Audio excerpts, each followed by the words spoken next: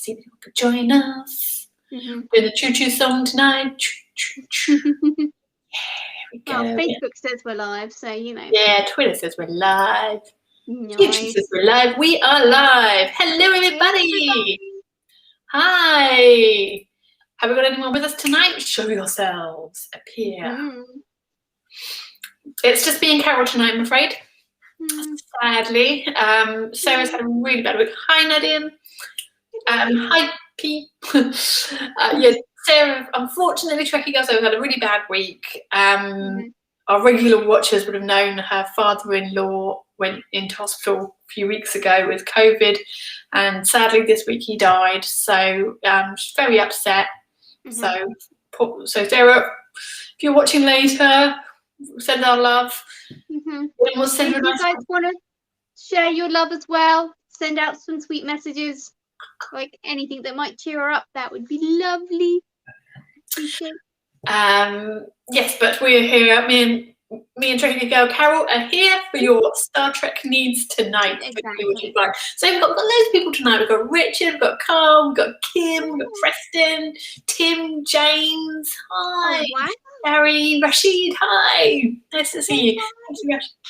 Lovely to see you. Carol, do I need to turn Carol up a little bit? Let's turn Carol Do I need to speak louder? No, you're fine, because now on Restream I've got a little button now that I can control everyone's volume. That's exactly what I've been looking for. Oh, thank you, Carl and Dan. Thank you. Yes, so tonight we got some fun subjects we wanted to talk about. We had the very exciting news from Star Trek Prodigy. Well, news, it was a picture, but we got really excited about it, didn't we, Carol? Yeah, we did, yeah. Yeah, we'll take that. So we got some news about Prodigy. We had news about Section 31. We got news about Voyager. We thought we'd talk about.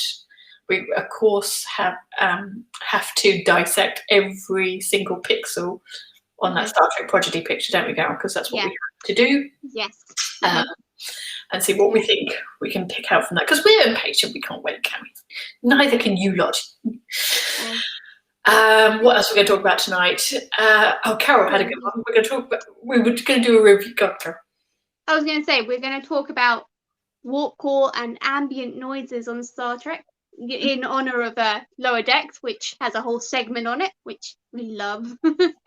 So true. So yeah, I really want to see people's videos of them trying to recreate these noises. Yeah, all the different stuff. Amazing. We can all have a practice together tonight. It's okay. Yeah, so we'll do that. Plus our review of the episode of Lower Decks that we watched, which was... Yeah, I was just about to say, it was... Terminal Provocations. There we go. That's where we're up to. Oh, hi, Christoph. We'll see you later. Don't worry. No worries. Have a nice evening. Probably out partying on the town, I imagine. You know. We've been staying at home talking about Star Trek before it was cool. Before COVID made us do it. Righty, so there's been some exciting Star Trek news this week. And Martin, I'm sorry to hear that your dad also died 3 months ago. Very sad. Sorry. Yeah, it's rubbish, isn't it? Rubbish. But yes, so some Star Trek news this week. Of course, we have the image, which we'll talk about more in a minute. But there was also, alongside that, with that announcement, there was some reporting done between Alex Kurtzman, of course, who's the many times fired, if you believe the internet, sort of executive producer of Star Trek, and the head of original programming at Paramount Plus, Julie McNamara. Julie McNamara is the words I'm trying to say. I should know that because it sounds like Julia McNamara, who was one of the characters in Nip Tuck. Nothing to do with Star Trek. But... Hey! Asked about future Star Trek, they've had some very exciting things to say. That apparently Section 31, which a lot of people thought was going to start filming sort of the beginning of last year, didn't they? Everyone thought it was going to start early January 2020, but it never happened. But it wasn't necessarily because of COVID. It sounds like well, what they've said is that it won't start until at least one of the shows has run its course. Okay. And yeah, it sounds like from the reporting, and I'll send the link out from Trekkie. Who wants to read it more in depth, but it sounds like it might be Picard. They might be. Whenever there was a hint that Picard probably won't be the 7 years, which is understandable given Patrick Stewart's age. Yeah. Why would he want to work that long at his age? I mean, Yeah. I don't know why he wants to work at all. I haven't. But Star Trek, then maybe I would. Yeah. But it might be that they haven't planned it to be a very long run. So maybe once that's wound up, and I mean, I guess Discovery's just finished 3 years already. How's it been 3 years? I know, it's crazy. I don't know how it's been so quick. Yeah, it's gone so fast. And also, Giorgio, or her work commitments. Yeah. She's working like so often. It might be when she's free to actually film as well. So exactly. Actually, we had the chance to speak to Shazad Latif, didn't we? We did. And when we watched it back, because we weren't paying any attention, because we were like, oh, we love you. But it transpired that he had told us that he hadn't heard anything from anything in terms of starting production on Section 31, which is also what he'd say if he was very smart. Yeah, which he is. So who knows? But what they also said was that they mentioned other Star Trek series that haven't been announced, which is quite interesting. Ooh. Yeah, so there are discussions happening around other Star Trek series, which is quite exciting. That's quite exciting. Yeah. And Alex Kurtzman even says, we're not in the quantity game, we're in the quality game. But I think they can do both. They can do both. Yeah, like a lot. Do lots and make it good. And good. Yeah. Yeah, it's fine. We're okay with this. We're totally okay with this. Yeah. It'd be interesting to know though from an outsider, how approachable is Star Trek with it being so vast. I would find it quite intimidating. I find the Marvel universe intimidating in that sense. I'm really loving WandaVision, and I have no concept of the wider storyline. So, but it does intrigue me. And then Nadine says, what about a Starfleet Academy series? That idea has been floated around so often, but it would be really good to see. Since the beginning of, since the Academy was founded, people have been asking for an episode of that. I would quite like to see a series about L'Rell and the Klingon Empire. I'd like to see her sort of taking on that challenge of of transforming Kronos. So I'd quite like to see something along those lines. Anyone else got any ideas while they're just pitching them? So I wanted to see, they were going to visit Cardassia in one of the Lower Decks episodes, so I wanted to see Cardassia and what happens with them. Yes. Is there more Damar? That's what we need to know. Yeah, how do they bring back Damar? How do they make that happen? How do they clearly resurrect him somehow? They do. There's got to be more Damar, and there's got to be there's more to tell on Cardassia that I just think we need to see. Got a good question here from David saying, I don't watch your live videos as much as I should do. There's no such thing as should. We're happy to have you whenever you can, David. Yeah. But I do have a quick question. Do you think the 2020s is going to be the best decade for all things New Trek? Yeah, it already is, I think. Definitely. I think, definitely from 2017, really. We are in the 90s era again, aren't we, for being spoiled for choice with Star Trek?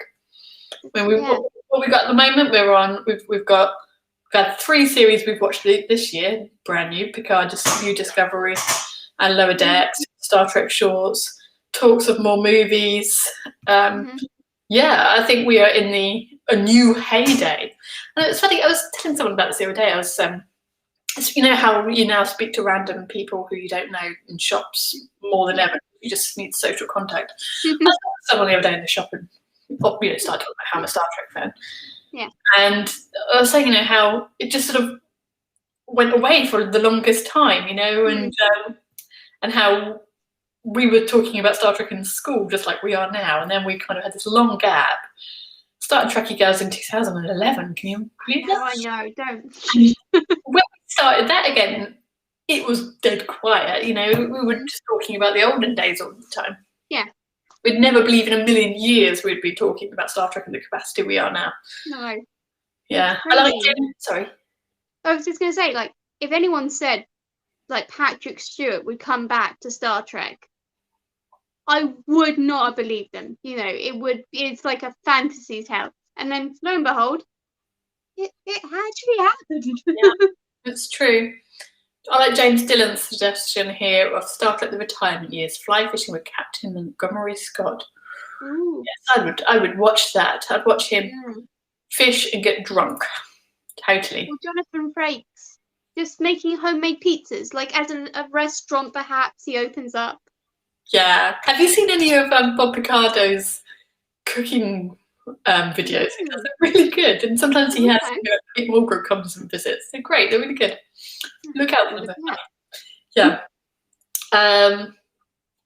Yeah, so that's all that. Right.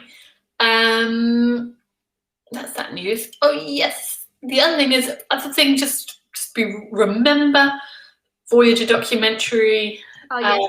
Crowdfunding starts on Monday. Ooh. Can't wait to see what goodies they've got. It's funny. I started thinking about DST. Now I'm not all trying to get my hopes up that lockdown's going to be lifted anytime soon when this is all over, but I did get a little bit excited about DST this year, like a little twinge when, what if this maybe there's a little bit of hope that this could happen. And I did let myself get a bit excited, but I thought, if we don't have that, we've got money to throw at starters for Voyager documentaries. Yeah, it's true. But also DST.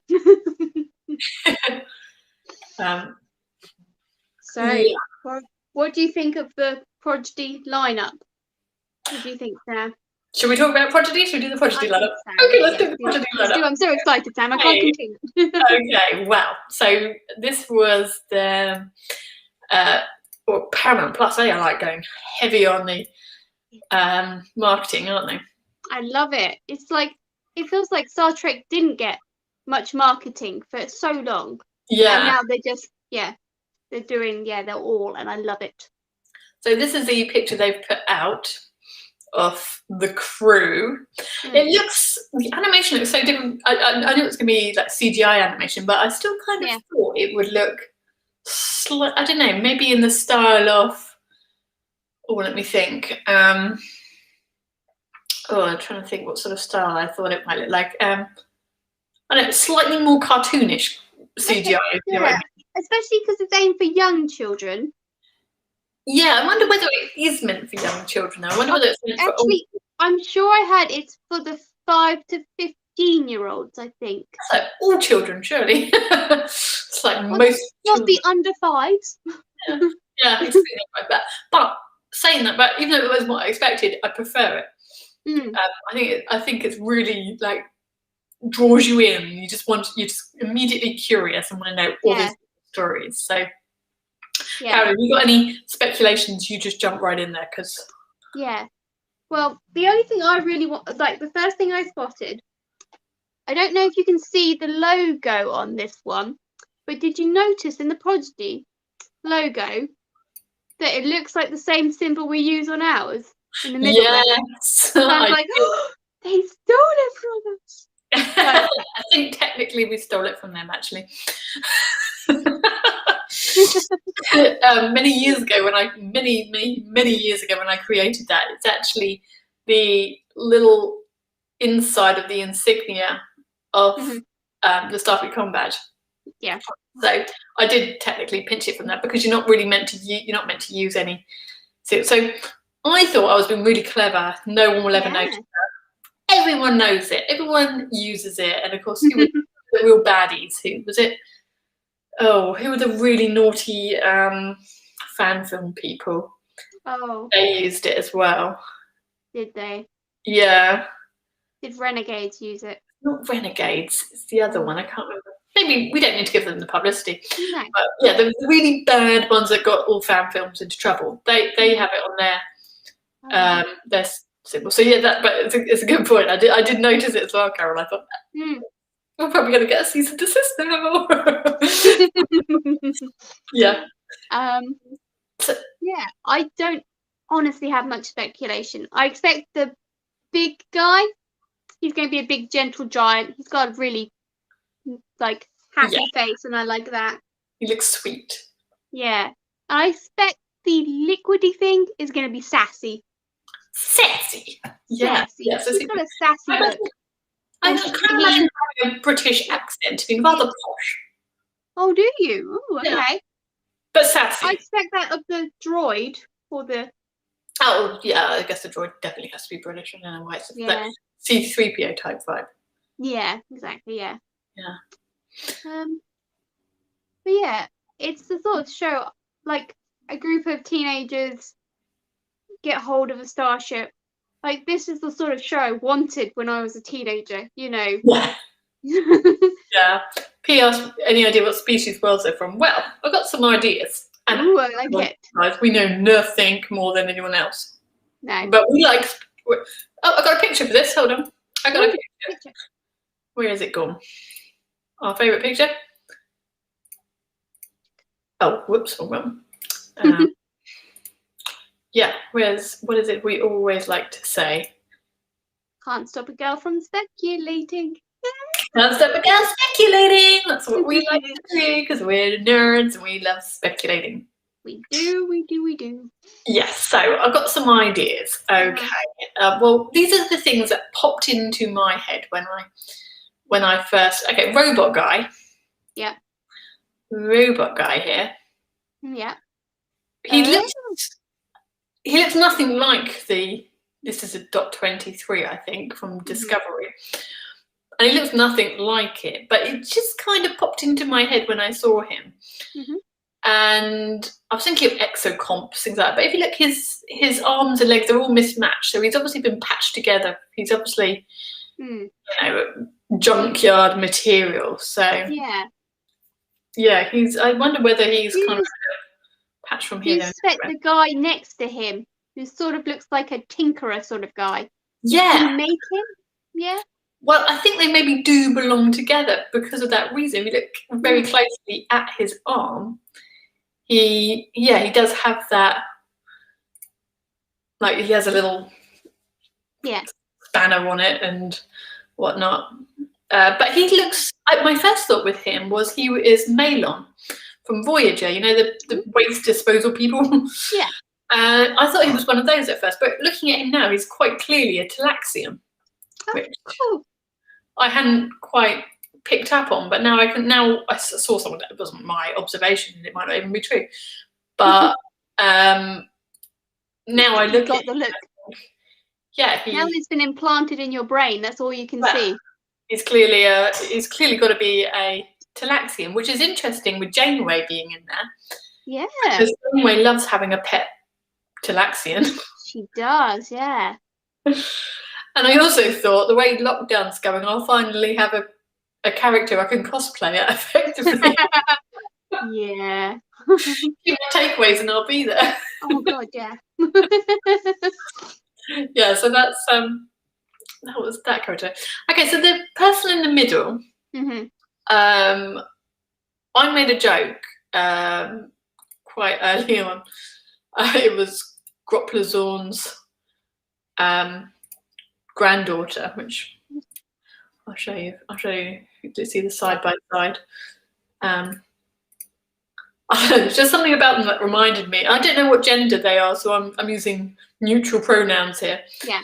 But yeah, just sort of, I was saying, put on screen. There was just something Groplazorn about. Who knows? Yeah, that was. I was thinking, I don't know. It's really hard. Like my first thought was the albino Klingon, but from Deep Space Nine. Oh. So, yeah, so you mean. Yeah. But yeah, could be, but it's most likely someone, a race completely new that we've never heard of. Exactly. There is, that too. They kind of got a leader pose going on, haven't they? They've kind of got that I'm in charge. Yeah. They definitely have a leader look. Yeah. Maybe a bit of angst there, that. Well, yeah, it's the. I've got a background. I've got a story. I've got mummy and daddy issues. Yeah. Maybe. Oh, yeah. I can see that. Yeah. And the one next to them. Yeah. I think it's got sort of like a cocky, sort of like fun character, like not the comic relief one. Yeah. The relaxing one, the one that makes them all have a chill, have a drink, calm down. They're probably best friends. They're quite opposites. Maybe a captain and first officer type. One, kind of bit of but one, the leader's serious and a bit more Spock-like maybe to the other Kirk. I don't know. Yes, interesting thoughts. We'd love to hear what you guys think as well. Tim, yes, you're right. The Janeway fit remains to be seen. So, one of my questions was what hair will they pick for Captain Janeway? Asking the important questions. I know, right? Well, it's the one that comes up so often is Janeway's hair. She gets a bit. Kate Mulgrew gets a bit upset about it as well, doesn't she? Yeah, she does. Yeah. So they had better have got it right. Yeah, they better have it right. Do you know what was funny the other day? Actually, I was thinking about going back to like the 1990s being the heyday of Star Trek. I was thinking the other day, like, if we approached Star Trek now with a 90s mindset, does that mean the guys in Discovery are just eye candy put in there to appeal to women to watch Star Trek? Well, I will say, Book is pretty yummy. He is pretty good eye candy, and they all are, aren't they? Yeah, they all are. Yeah. Tim wants the bun hairstyle. Okay. Okay, bun hairstyle. Yeah, it'll be interesting to see if she recreates her story. There's a story Kate Mulgrew tells at conventions where she says there was a line of executives watching her perform, and they were all fixated by how her hair and her boobs and her boots looked. Like, wonder if she still has that. Wonder if they all sit there looking at the computer screens, checking out her hair. Yeah. It will be interesting to see what her part is in that. Will she? I kind of see her swooping in to try and rescue the ship, and then doing the Good Shepherd thing that she did in the episode, probably called the Good Shepherd. Yeah. And sort of helping them out, saying, "Hey, you're not still a Starship. This is how you steal a Starship." Perhaps. Yeah. Yeah. The Rock dude. I did have a. Oh, do you? Okay. I do have a joke theory. I like it. Could he be related to a hoarder? That was my thought. That's a great theory. Yeah. And as for the blob dude, I don't know. I wonder if it's something to do with the mycelial network. I was thinking changeling.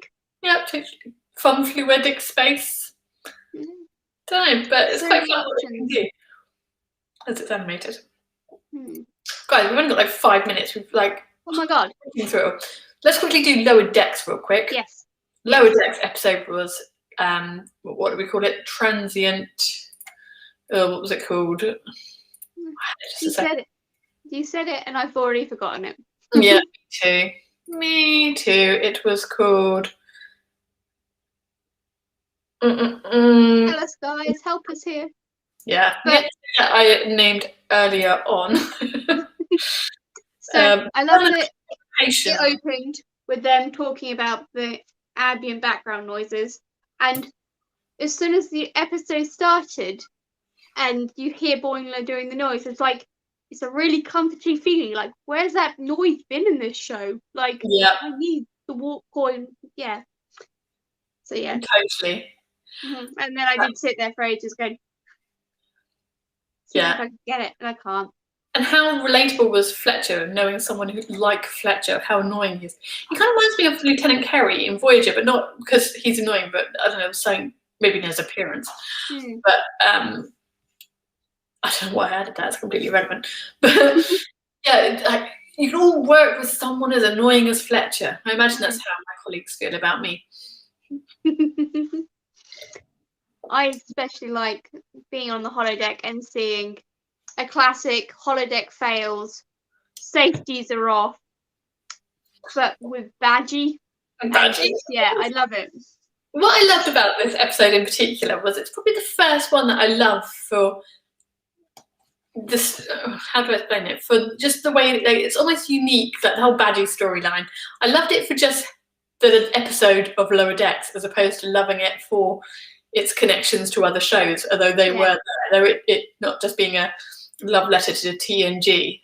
Yeah. I just thought it was really well written on its own merit, its own good storyline. I'm really liking Captain Freeman more and more. Like, she's really growing on me. I love how she's like, if it wasn't for my diplomacy, I'd blow that ship up. And I love that. It's just you're lucky I'm so ethical. I do find her more relatable every time. That's and I love the whole rivalry with Delta Shift and Starbase 80. It was a really good episode. I think it's the first episode that stands alone as its own Star Trek instead of part of the bigger universe. Exactly. Definitely. And by this point, I love all the characters you've grown to, they've all got their quirks, and I love, it was nice to see it. Like Rutherford, I'd really loved him in this episode. Yes. And I love the way as well that you start thinking about with Star Trek what happens in Lower Decks, that they just sort out themselves. You just say, look, you don't need the boss to know this. Yeah. Let's sort it out between us, get it all sorted. They know when to tell the boss and when not to tell the boss. But yeah, I thought that was, it makes you think about other episodes where you think, what else has gone dramatically wrong downstairs? So guys, just as we're getting close to the end, shall we play some ambient noise, and you can all decide which one you want to go to sleep to tonight. Okay. These I actually used to, this one is the first one, which is TNG. And I actually used to listen to this one quite a lot when I was, tell me if you can hear it. You're going to hear adverts, aren't you? Can you hear that? I can't. You can't hear it? I can't, but... Hold on a minute. Let me do something. Ooh. Let me share the...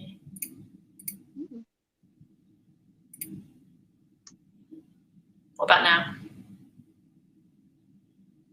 I still can't, but maybe people can. Can anyone else hear the ambient sound of the Enterprise? But just saying the Enterprise is quite comforting. Let me just make sure I haven't got it on mute or something. No. All right. So, tell you what I will do. I will send them all out. I will send out the links. Yeah, just share the link, Sam. Share the link. Oh, you can only hear a rumble. Does it sound like this? Because that's all it is. It was a rumble. Yeah, that's all it is. Right, I will. This is the Deep Space Nine one coming out to you all now. Oh, I like it. But my favourite is TNG and Voyager. Deep Space Nine's a bit funny, and here's Voyager. Yeah, so I've sent those out anyway. You can pick one and go to sleep with it tonight, and it is really good just to have on in the background. I think it's true if you're one of those people we grew up in the city and we just need some sort of background noise. I can't stand absolute silence. It's we can't handle it. Only noise. Alrighty then, guys. So I think that's all we've got time for today. But thank you ever so much for joining us again. Thank you, guys. It's lovely to see you all and talk about Star Trek all together. So hopefully we'll see you again next week on Star Trek Goodness. If you guys have anything you want us to talk about as well, just let us know, send us a message, and any subjects you want us to discuss, we'll be happy to chat about them. So have a good evening, everybody, and we'll see you next week. Bye. Bye. Good night.